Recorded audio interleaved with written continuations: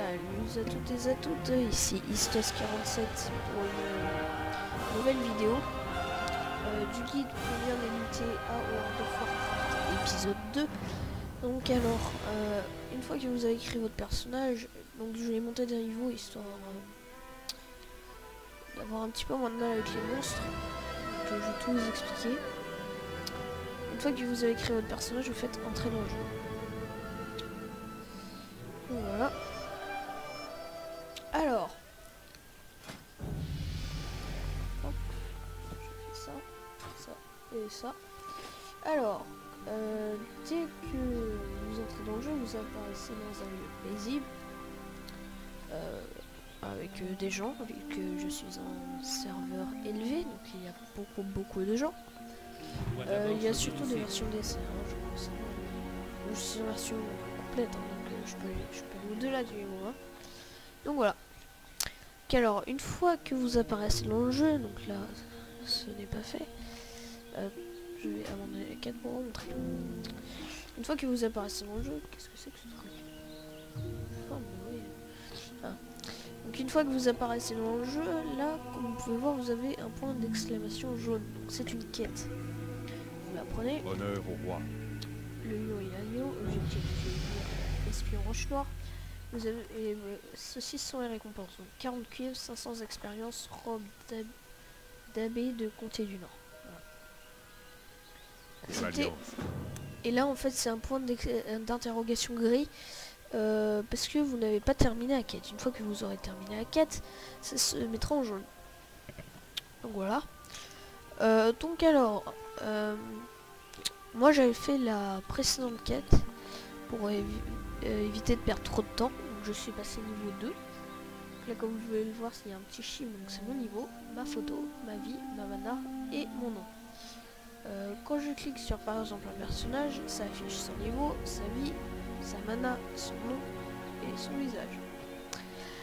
Donc alors j'ai fait la quête précédente pour vous montrer comment ça marche un petit peu pour aller un petit peu plus vite. Donc alors dans la précédente quête vous obtenez une ceinture donc pour les mages, prêtres et démonistes. Vous faites clic droit et là ça apparaît donc, sur vous. Et dans votre inventaire, donc moi ça me donne armure 8. Pour avoir cette interface, vous allez dans info personnage. Oups. Pour enlever la ceinture, vous la mettez là. Et vous pouvez en mettre une autre. Alors, je vais remettre ma ceinture. Et donc là, en fait, donc au début ce sera comme ça. Donc si vous cliquez sur la petite flèche, il y aura la vie, la mana, le niveau d'objet, la vitesse, 100%. Il y a vitesse de course, 100%, vitesse de nage, 67% et vitesse de vol, 100%. La force augmente la puissance d'attaque de 10, augmente les chances d'infliger un coup critique pour l'agilité. L'endurance augmente les points de vie. L'intelligence augmente la puissance des sorts et augmente les chances... j'avais du mal. Les chances de critique des sorts. L'esprit augmente la régénération de mana de 6 toutes les 5 secondes. Mais en fait, plus j'augmenterai de niveau, et plus ça augmentera. Hein, donc ça sera plus 6, mais par exemple 8, je crois. Quelque chose comme ça. Donc en fait, plus j'aurai d'esprit, et plus la régénération sera vite. Enfin, vite. Il y aura plus de mana toutes les 5 secondes. On va faire plus court. Là, ce sont les dégâts, donc 8 à 13. Le DPS, donc les dégâts par seconde, 3,23. La puissance d'attaque, 10. La vitesse d'attaque, 3,30. La hâte augmente la vitesse d'attaque, hâte. Les chances de toucher, les critiques, infligez vos chances que les attaques infligées supplémentaires, score de critique, 5. Donc 5. Donc voilà. Sa vitesse, la hâte. Puissance des sorts, 14, armure 41, donc voilà. Vous savez tout sur les infos de votre personnage. Quand si vous pouvez aussi enlever les bâtons, en fait, vous pouvez tout enlever. Donc alors, ensuite, une fois que... Donc voilà. Ensuite, il y a le grimoire des techniques. Donc le grimoire des techniques, ce sont tous vos sorts. Absolument tous vos sorts. Par exemple, mon prochain sort, au niveau 3, sera le Nova de Givre. Au niveau 5, le Trait de Feu. Au niveau 7, Transfert. Et tous les autres sorts. Donc voilà. Ensuite, les talents ne seront disponibles qu'au niveau 10. Donc je vous montrerai que les talents au niveau 10. Les hauts faits. Donc les hauts faits sont un petit peu trop faits comme ceci. Hein. Donc atteindre le niveau 85. Oui, ça c'est une maison de personnage. Donc voilà. Journal et quêtes. Donc ça ce sont toutes les quêtes. La recherche de guilde. Donc ça c'est pour essayer de trouver une guilde. Joueur contre joueur, cette fonction est disponible au niveau 10, donc on apprendra ça au niveau 10. Les donjons, donc cette fonction est disponible au niveau 5, donc je vous montrerai que ça au niveau 5. Ça ce sont les montures et les mascottes.